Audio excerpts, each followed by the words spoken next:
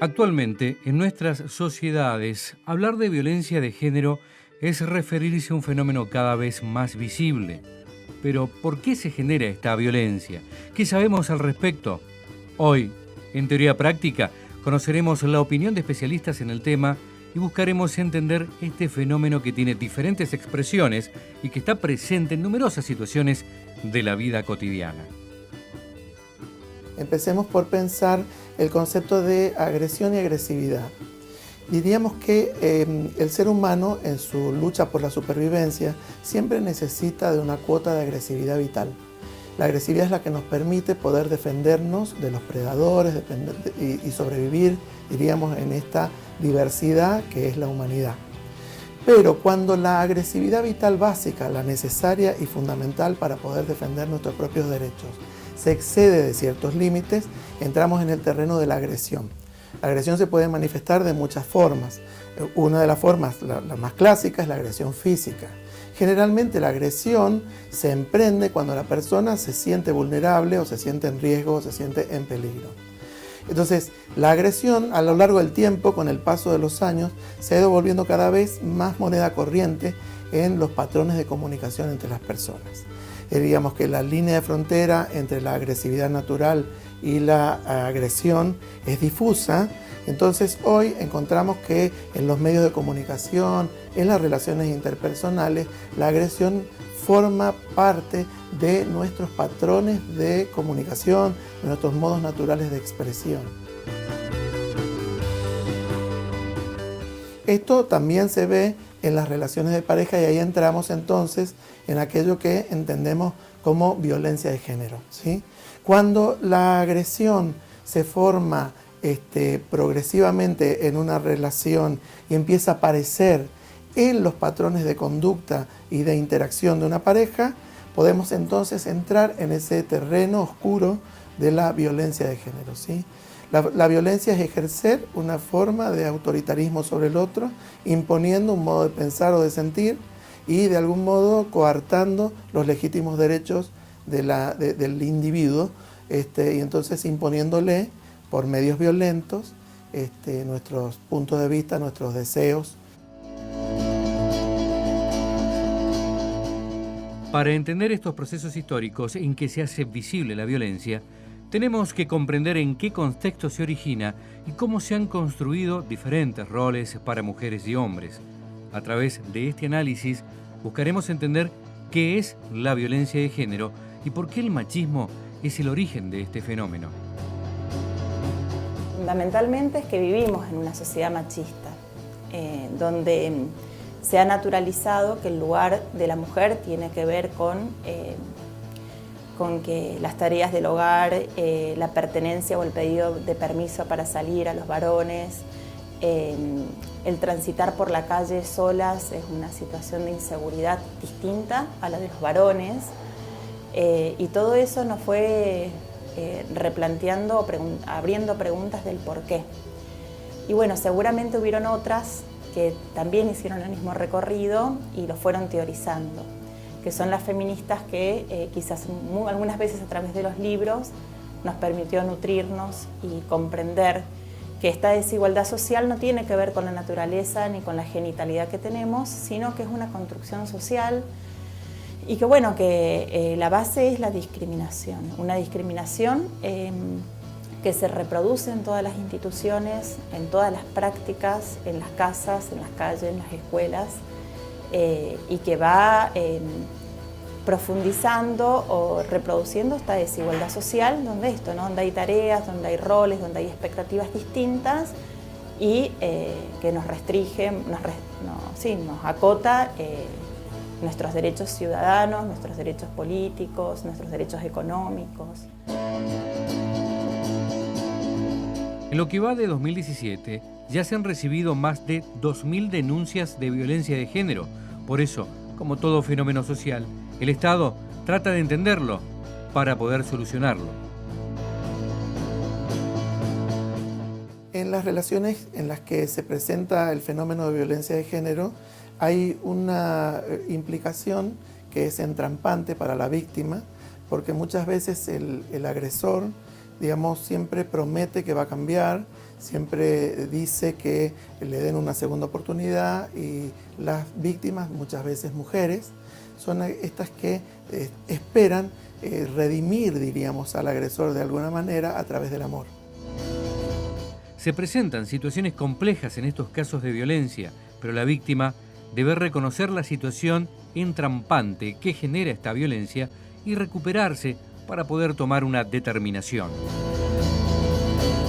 En personas que son agresores de género, no siempre el amor resulta un antídoto a toda la violencia y a todo el odio que tienen dentro. Muchos agresores de los circuitos de violencia de género son personas que tienen trastornos graves de personalidad, trastornos de conducta y muchas veces trastornos hasta de identidad sexual.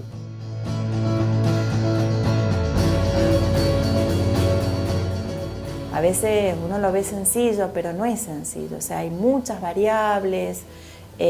También puede haber algo de afecto, ¿no? Es como que quieren terminar con la violencia, pero también hay otras cosas que comprometen, porque seguramente han tenido momentos lindos en esa relación. Hemos iniciado una búsqueda para entender esta temática que tiene diferentes formas de expresión. En el próximo bloque veremos qué hacer y dónde acudir si una mujer sufre violencia de género.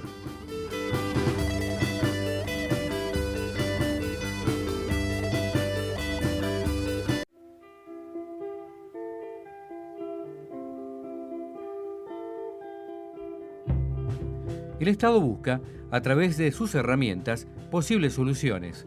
¿Pero es el único responsable de hacerlo? En este bloque de Teoría Práctica conoceremos la mirada de quienes investigan el efecto de estas prácticas violentas y el impacto que generan.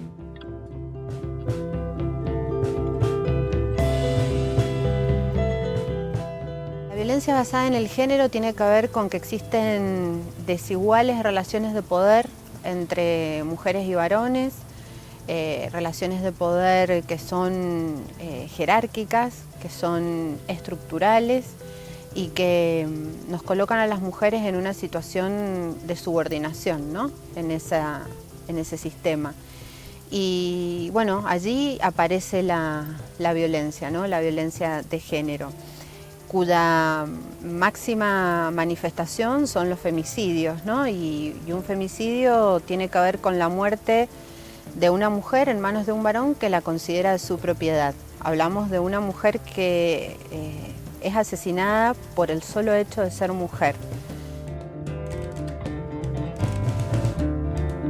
De nuevo atrapado en la ciudad, estar aburrido hace pensar, podríamos bailar sin importarnos. La persona que sufre situaciones de violencia de género, la víctima, tanto la víctima como el victimario necesitan asistencia terapéutica. Muchas veces, no solamente psicoterapéutica, sino también psicofarmacológica, para poder paliar las consecuencias de estos circuitos de violencia que generalmente desencadenan, por ejemplo, trastornos como ansiedad y depresión, entre otras patologías. Siempre se tiene que entender que hay un tiempo que no es generalmente muy breve, en el que la persona tiene que ser asistida, primero a encontrarse consigo misma, a revalorizarse, a tomar coraje para poder denunciar y para hacer todas las maniobras necesarias para encontrar un espacio de seguridad y, por supuesto, oportunamente poder reconstruir su vida, porque a veces implica que la víctima de violencia de género tiene que irse a vivir a otro lado, empezar de cero, ¿sí? Y muchas veces ir con sus hijos, muchas veces sin trabajo, porque son parte de las estrategias que los agresores tienen de generar minusvalía en el otro, dependencia económica, que son todas las formas en las cuales un agresor de género puede ejercer dominio sobre la víctima.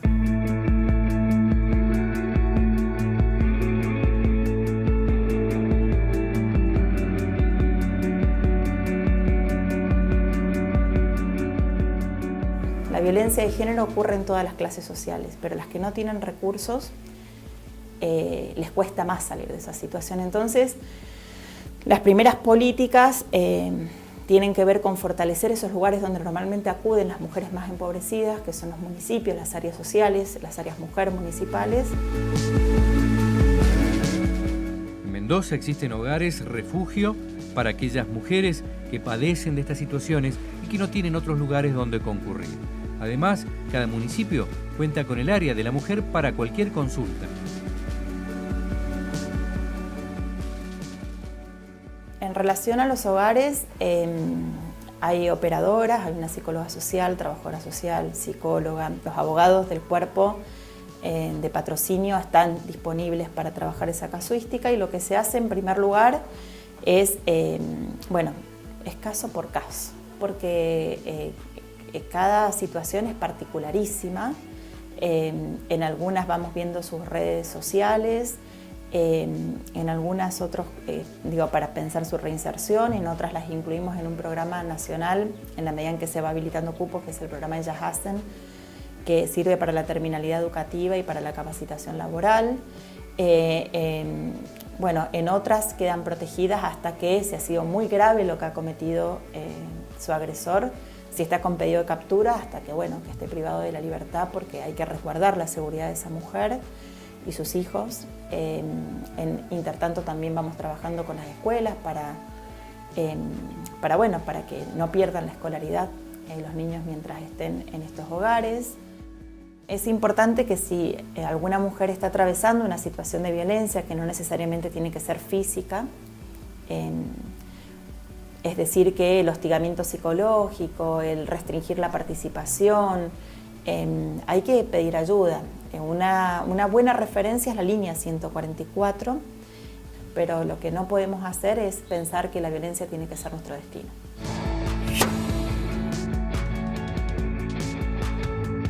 Que esto es un problema social y cultural, ya estamos trabajando en espacios de reeducación, terapéuticos, para también empezar a trabajar con el varón en relación a estas conductas, para aquellos que quieran de alguna manera repensar sus prácticas y sus hábitos y poder prevenir la violencia de género. El tratamiento a los agresores es más complejo porque suelen ser personalidades que tienen rasgos psicopáticos. Entonces, la característica central de la psicopatía es la carencia de empatía. Las personas que tienen rasgos psicopáticos carecen como de sensibilidad interpersonal y de sentimientos de compasión hacia el otro. Y utilizan al otro cosificándolo, reduciéndolo a algo útil para ellos. En primer lugar, si el agresor no tiene conciencia de enfermedad y entonces no tiene un motivo de consulta, un pedido de ayuda, es como impertinente ofrecerle algún tipo de terapia porque generalmente rebota con un muro rígido de sus propios preconceptos y de sus propios machismos.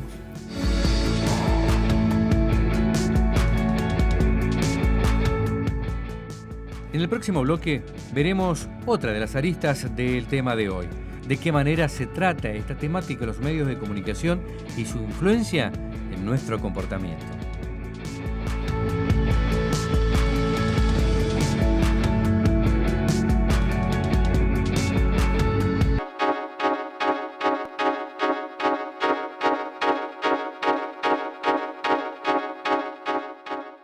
Los medios masivos de comunicación están presentes en muchos ámbitos de nuestras vidas. Es por eso que entender cómo funcionan y cómo se trata una temática en ellos es de vital importancia.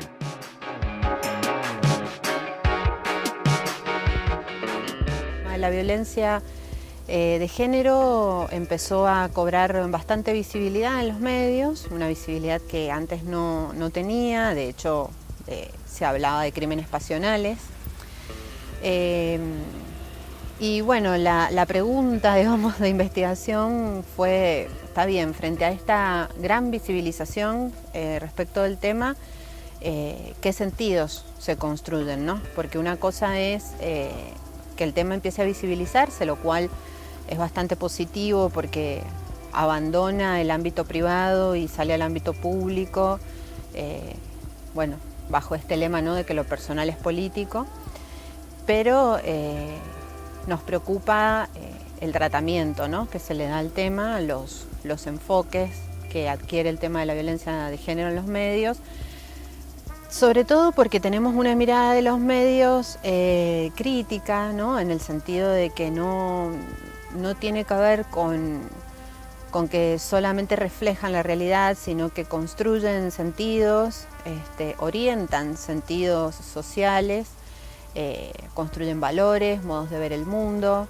Bueno, y sobre el tema de la violencia es muy importante, ¿no?, porque tiene que ver con la vida de las mujeres, de las niñas, de las adolescentes.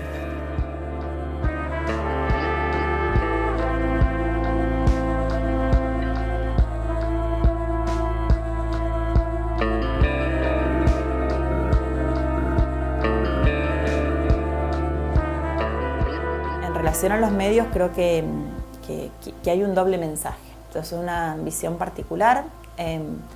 Por un lado, tenés un abordaje serio, profundo y responsable de algunos medios que nombran las cosas por su nombre, que informan frente a un hecho de violencia, que no revictimizan.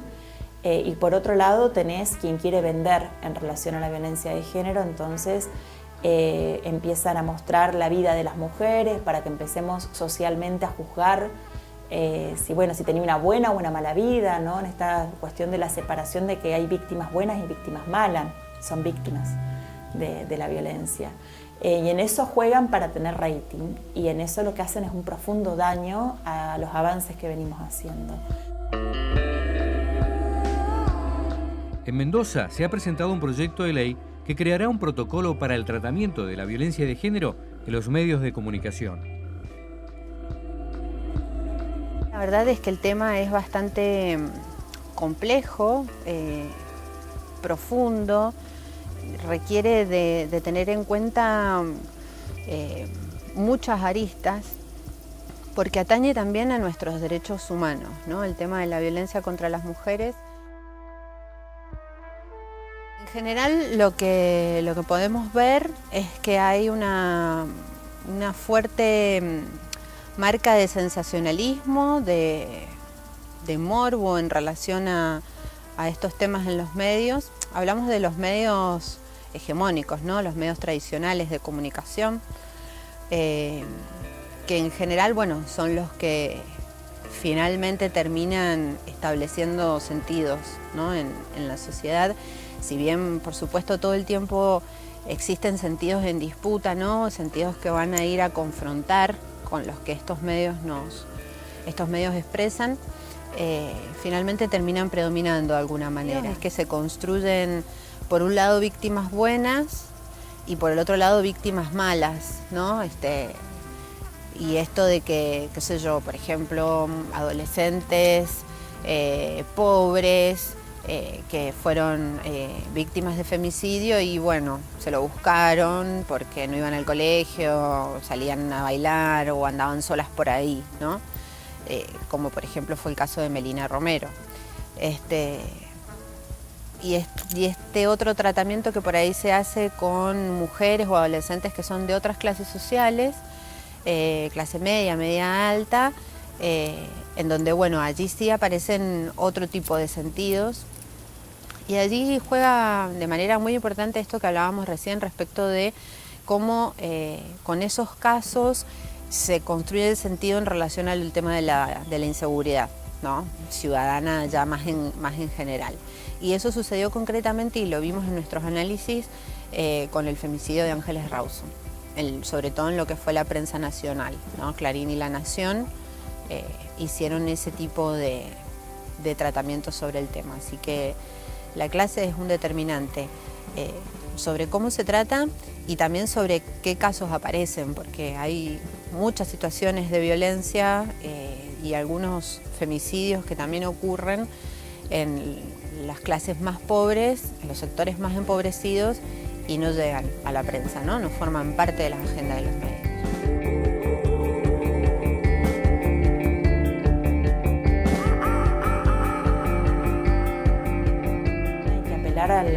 Al compromiso ético también de los medios de comunicación y a la sociedad que repudie este tipo de hechos, ¿no? Cuando revictimizan a las víctimas o cuando banalizan un tema, ¿no?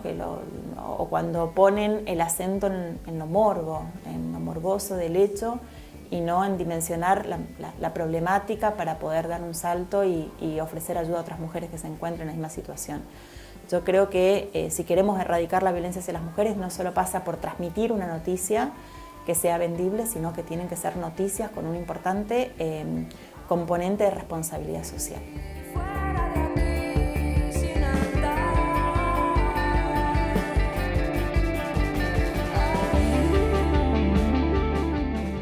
La prevención también tiene que ver con generar conciencia, y en esto tienen ustedes, los comunicadores sociales, un gran papel en poder transmitirle a todas las generaciones este mensaje que fundamentalmente es de compromiso, de aprender, de ilustrarnos, de conocer, porque seguramente muchas de estas acciones de violencia de género con las diversidades sexuales tienen que ver con la ignorancia y el miedo.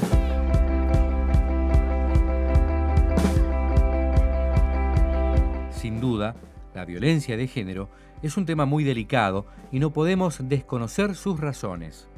Gracias al aporte de los especialistas del programa de hoy, podemos comprender más acerca de esta temática y podemos ser agentes de prevención en cualquier caso que se pueda presentar. Hasta el próximo capítulo de Teoría Práctica.